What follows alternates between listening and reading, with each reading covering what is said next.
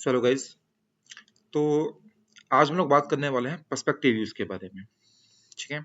देखिए, अगर हम बात करें पर्सपेक्टिव व्यूज की, तो इससे पहले हम लोगों ने जितने भी अभी तक व्यूज बनाए थे वो ऑर्थोग्राफिक व्यूज कहलाते हैं। जैसे अपने प्लान बनाया, एलिवेशन बनाया, ये सारे व्यूज कहलाते हैं हमारे ऑर्थोग्राफिक व्यूज। नेक्स्ट हम लोग आज बात करने वाले हैं पर्सपेक्टिव व्यूज के बारे में। पर्सपेक्टिव व्यूज जनरली 3 टाइप के होते हैं: 1 point perspective view, 2 point perspective views and 3 point perspective views.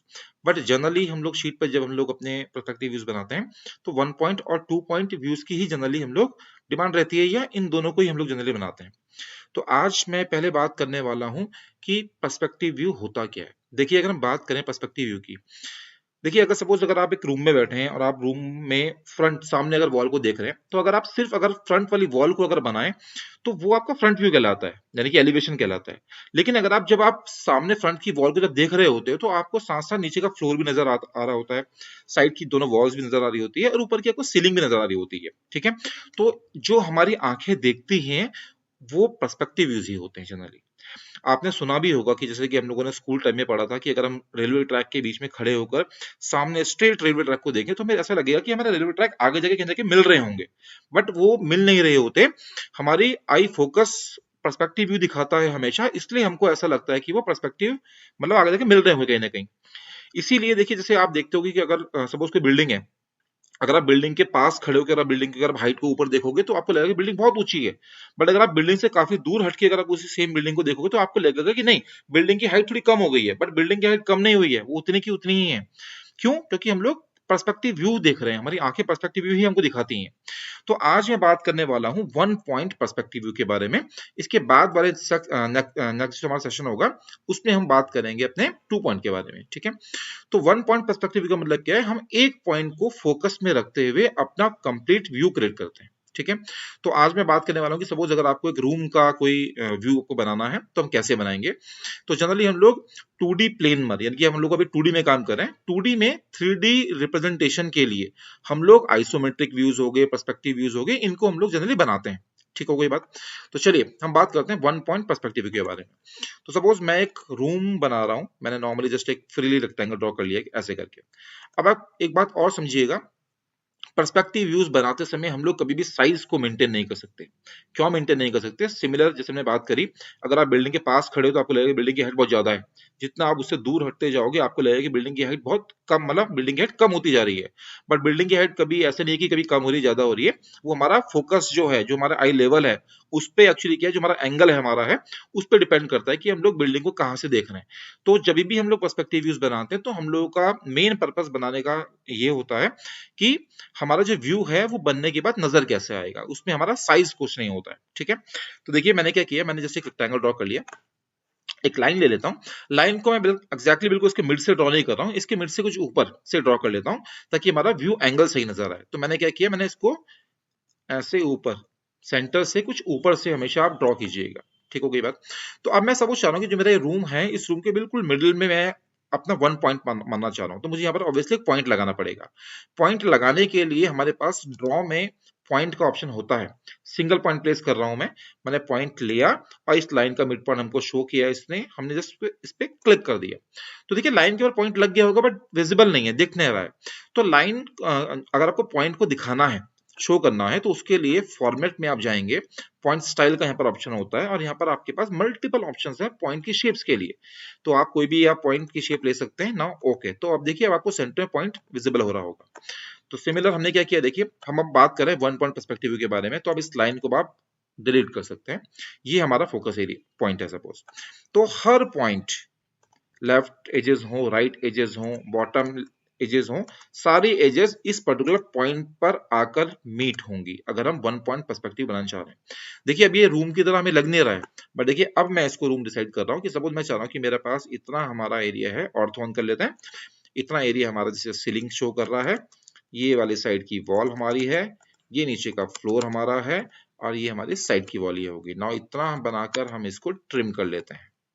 तो देखिए अब ये आपको लग रहा होगा कि हमारा ये रूम क्रिएट हो चुका है। ये फ्रंट वाली वॉल है, सामने वाली वॉल, ये लेफ्ट साइड की वॉल, ये राइट साइड की वॉल, ये ऊपर की सीलिंग या रूफ कह सकते हैं, और ये बॉटम हमारा फ्लोर हो गया। तो चलिए पहले फ्लोर थोड़ा सा फ्लोर की तरह बना देते हैं। सबसे पहले काम करता हूं, मैंने इसको रेक्टेंगल कमांड से बनाया था, तो मैं इसको एक्सप्लोड कर लेता हूं, एक्स एंटर, ताकि ये चारों लाइनें अलग अलग हो जाए। अब एक काम कर लेते हैं, सबसे पहले मैं कुछ पॉइंट्स ले लेता हूं और इन लाइन के ऊपर कुछ पॉइंट्स लगा देते हैं, ताकि हम यहाँ पर अपना फ्लोर में कुछ टाइल्स वगैरह शो कर सकें। तो हमारे पास अगर आपको किसी लाइन के ऊपर या किसी भी एक ऑब्जेक्ट के ऊपर अगर मल्टीपल पॉइंट्स लगाने हो इक्वल इक्वल स्पेसिंग पर, तो ड्रॉ में जैसे भी हमने सिंगल पॉइंट लगाया था, ऐसे यहाँ पर एक डिवाइड का ऑप्शन भी होता है। मैं इस लाइन को इक्वल इक्वल सेगमेंट्स में डिवाइड करने वाला हूँ। तो हमने यहाँ पर डिवाइड वाला ऑप्शन लिया, डिवाइड। नाउ इस लाइन को सेलेक्ट कर लेते हैं। ये पूछेगा सॉफ्टवेयर नीचे आपसे कि आपको कितने नंबर ऑफ सेगमेंट्स में इसको डिवाइड करना है। सपोज हमने बोला इसको हमको 10 सेगमेंट्स में डिवाइड करना है। नाउ अब इन सारे पॉइंट्स को आप इस सेंटर पॉइंट से मीट करवा देंगे, और तो ऑन भी रहे कोई प्रॉब्लम नहीं होती है, क्योंकि आप पॉइंट टू पॉइंट क्लिक कर रहे हैं, और तो ऑफ भी कर देंगे तो भी कोई प्रॉब्लम नहीं है। तो आप इन सारे पॉइंट्स को इस सेंटर वाले पॉइंट से मिला देंगे। नाउ बाकी जितनी पीछे की लाइंस हैं इनको हम ट्रिम कर लेते हैं। नीचे जो आपकी ये लाइंस, ये जो पॉइंट्स हैं, इनको हम डिलीट कर लेते हैं। एक काम करते हैं, थोड़ा सा इसको ओरिजिन पॉइंट से ऊपर शिफ्ट कर लेते हैं, ताकि थोड़ा सा हमको ये सही नजर आए। ऐसा कर लेते हैं, चलिए। नाउ अब हमको इस साइड भी हमको सपोज अगर आपको लाइंस ड्रॉ करनी है, तो आप मैं रैंडम ड्रॉ कर लेता हूँ, सपोज ऐसा कुछ ऑर्थो वन करके स्ट्रेट। देखिए एक बात आपको और ध्यान रखनी है, कभी भी आप किसी इंक्लाइन लाइन के ऊपर क्लिक मत कीजिएगा। अगर आप कोई लाइन ड्रॉ कर रहे हैं, अगर आपको स्ट्रेट बिल्कुल, अगर आपको स्ट्रेट लाइन चाहिए, तो आप या तो लाइन को थोड़ा छोटा बना के एक्सटेंड कीजिएगा या बड़ा बना के ट्रिम कीजिएगा। अगर आप इंक्लाइन लाइन के ऊपर कभी भी क्लिक करोगे, देखिए लाइन टेढ़ी हो जाएगी। देखिए इंक्लाइन बिल्कुल हॉरिजॉन्टल नहीं है लाइन। तो मैं इसको एक बार कंट्रोल Z कर लेता हूँ और लाइन को थोड़ा सा मैं बड़ा बना देता हूँ, ऐसे करके। नाउ अगेन थोड़ा सा एक और ले लिया मैंने। देखिए पीछे की तरफ मैं जा रहा हूं, तो मैं इनके जो लाइंस बना रहा हूं, इनके बीच का जो गैप है वो थोड़ा कम होता जा रहा है, क्योंकि जितना दूर आपका ऑब्जेक्ट होगा उतना वो आपको छोटा नजर आएगा। तो हमने इसको कुछ ऐसा बना लिया है। तो सपोज हमारा फ्लोर है। सेम वे में हम आप अगर आपको सीलिंग बनानी है तो बना सकते हैं। सेम एक बार वापस देख लेते हैं।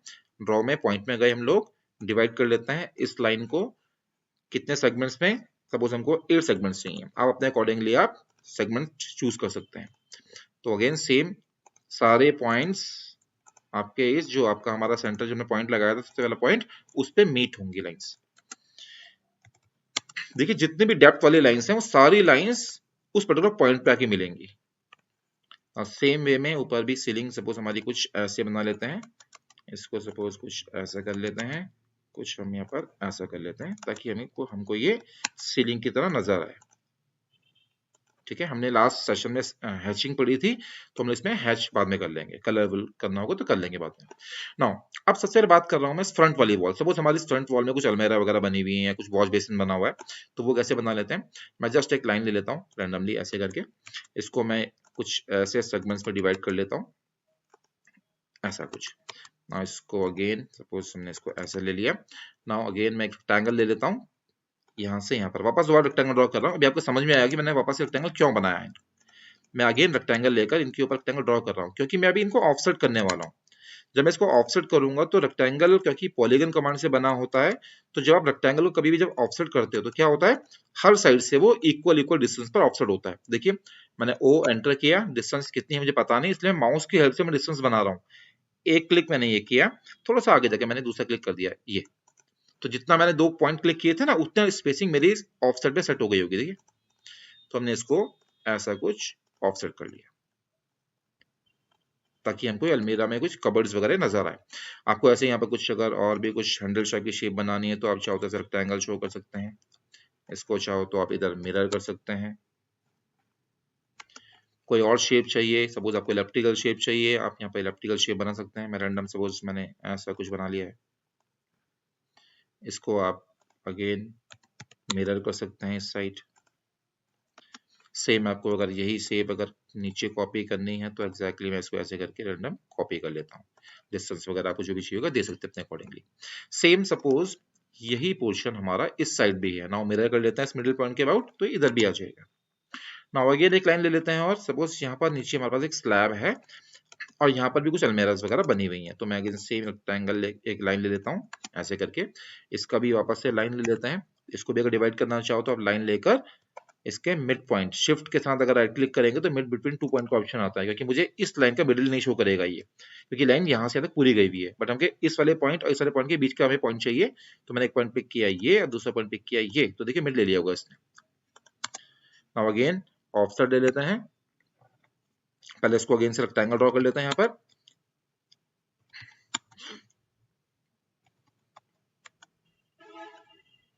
ऐसे कुछ, और अगेन इसको मैं ऑफसेट कर लेता हूँ, जो भी हमने ऑफसेट किया था सेम ऐसे ही ना। इसको चाहो तो आप मिरर कर सकते हैं इस साइड। अगेन आपको लगता है कि सेम ऐसा कुछ है तो इसे आप कॉपी कर लीजिएगा। तो मैंने रैंडम यहाँ से उठाता हूँ और मैं यहाँ पर इसको प्लेस कर देता हूँ। सेम आप चाहो तो इनको इस साइड भी मिरर कर सकते हैं। क्लियर। अब सपोज हम ये चाह रहे हैं कि यहाँ पर ना पीछे वॉश बेसिन बना हुआ है, यानी कि कुछ डेप्थ में गया हुआ है ये पोर्शन, तो आप सेम एक काम कर सकता हूँ, अगेन में लाइन ले लेता हूँ, ये सारे पॉइंट्स इस वाले पॉइंट पर आकर मिलेंगे। और कितनी डेप्थ तक स्लैब है जिसमें वॉश बेसिन लगना है वो आप डेप्थ डिसाइड कर लीजिएगा। मैंने सपोज को रैंडम ऐसे मिला दिया, यहाँ से इधर, यहाँ से इधर। नाउ पीछे का पोर्शन अगेन मैं ट्रिम कर लेता हूँ। यहाँ पर हो सकता है बाद में कोई आपकी वो पीछे विंडो लगी हुई है या क्या है ये, तो ये हमारा स्लैब आपको लग रहा होगा कि कुछ डेप्थ में गया है अंदर की तरफ। सपोज यहाँ पर आपका वॉश बेसिन बना हुआ है, कोई सिंक लगा हुआ है कोई, तो अब सपोज हमारा यहाँ से ऐसे करके रैंडम मैंने ये बना दिया। नाउ इसको मैं मिरर कर देता हूँ, मिड के अबाउट। नाउ लाइन ले लेते हैं ऐसे, अगेन ऐसे, नाउ ट्रिम। तो ये आपको ऐसा लगेगा कि जैसे कुछ डेप्थ तक हमारा सिंक बना हुआ है।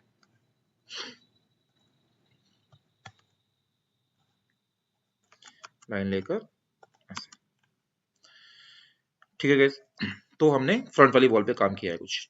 अब सपोज आपको अगर ऐसा लगता है कि भाई साइड वाले इधर वाली वॉल पे कोई कैबिनेट बना हुआ है हमारा, जैसे हमारे किचन में कैबिनेट्स वगैरह बने होते हैं ऊपर, तो सेम सपोज हमने बोला यहाँ पर इस वाली वॉल में ऐसा कोई कैबिनेट बना हुआ है ये, तो सेम ये पॉइंट यहाँ और ये यहाँ ऐसा लग जाएगा।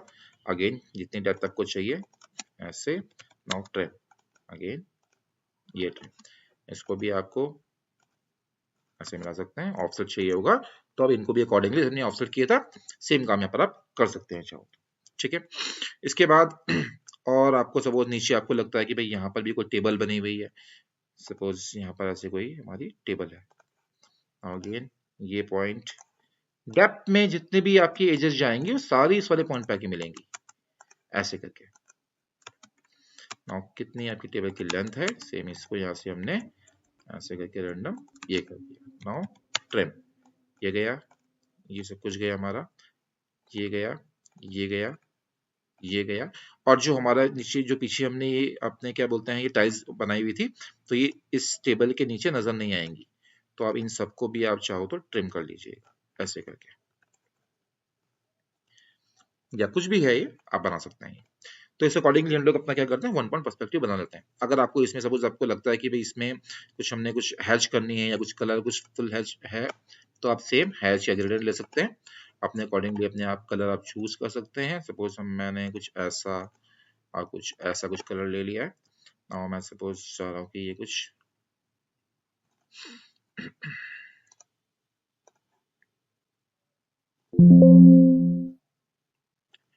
ऐसे कर लेते हैं कुछ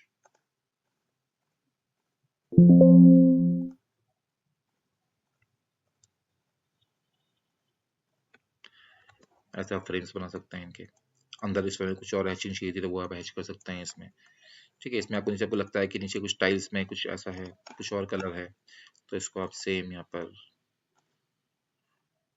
ऐसे आप टाइल्स दिखा सकते हैं ऐसा कुछ।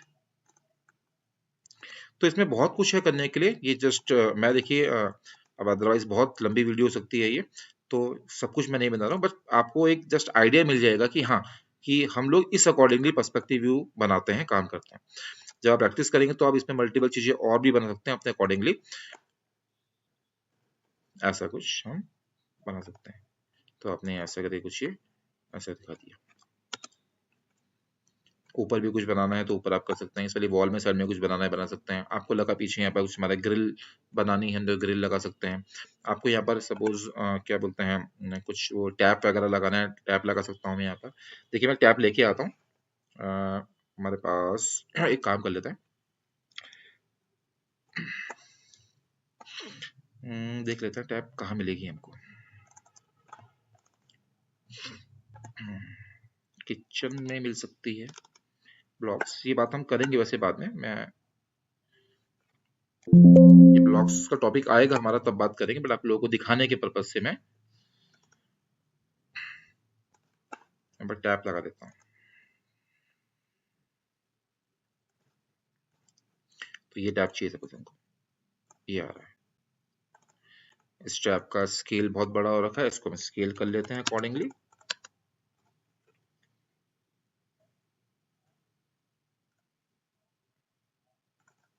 ना इसको मूव कराकर हम बस यहाँ से उठाकर इसको अकॉर्डिंगली हमने यहाँ प्लेस कर दिया, और इसके पीछे की जितनी भी लाइंस हमारी दिख रही होंगी ये सब हमारी अकॉर्डिंगली ट्रिम हो जाएंगी।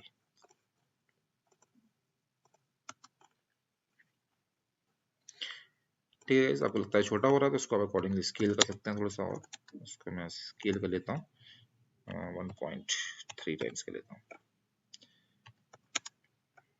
ठीक है, ठीक है, तो इस अकॉर्डिंगली बना सकते हैं इसको। आपको लगता है इसमें पीछे ग्रिल लगानी है तो आप ग्रिल लगा सकते हैं अकॉर्डिंगली। कैसी ग्रिल चाहिए आप देख लीजिएगा। सपोज हमको ऐसा कुछ दिखाना है, ऐसा कुछ कर लेते हैं, इसका स्केल चेंज कर लेते हैं और चेंज कर लेते हैं, थोड़ा सा और चेंज कर लेते हैं ना। ओके, अब बाद में जब आपका सारा काम कंप्लीट हो जाएगा तो अब आप लास्ट में इस पॉइंट को इरेज कर दीजिएगा, तो ये आपका एक्चुअल व्यू क्रिएट हो जाएगा ऐसे करके। ठीक है, तो इस अकॉर्डिंगली हम लोग 1 पॉइंट पर्सपेक्टिव व्यू बनाते हैं। देखिए 1 पॉइंट समझ में आएगा कि 1 क्योंकि हम लोगों ने इसी पॉइंट को फोकस में रखते हुए हर एंटिटी बनाई है।